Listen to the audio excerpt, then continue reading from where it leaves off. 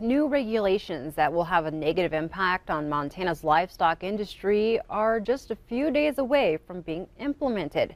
MTN's Russell Nimitz tells us why both livestock producers and livestock haulers are concerned.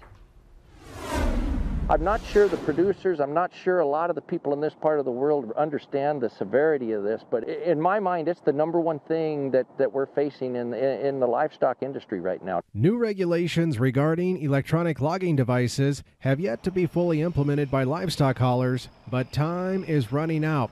Billings, Montana cattleman and auction market owner Joe Goggins says a lot is at stake for ranchers in this region. This transportation thing could really affect the value of these cattle that are over 11, 12, 13 hours from the Corn Belt. It's not just the cattle industry that'll be affected either. Big Sandy, Montana rancher Stan Weaver is an officer with the American Quarter Horse Association and says those who haul horses will also be subject to these new ELD regulations. We look at it as a really bad animal welfare issue. You know, if these cattle trucks or horse trucks have to rest for 10 hours, you know, they're going to be flooding these truck stops and rest areas. So and then these cattle and horses are going to be sitting there. And even in a horse trailer, they're affected by this. And it'll affect our shows. It would devastate college rodeo and pro rodeo. This is serious. People need to get involved. Groups like the Livestock Marketing Association, AQHA, and others are all working desperately to get more time because, among other concerns, the technology is also far from perfect. They're having trouble with this ELD thing. The devices haven't been working right.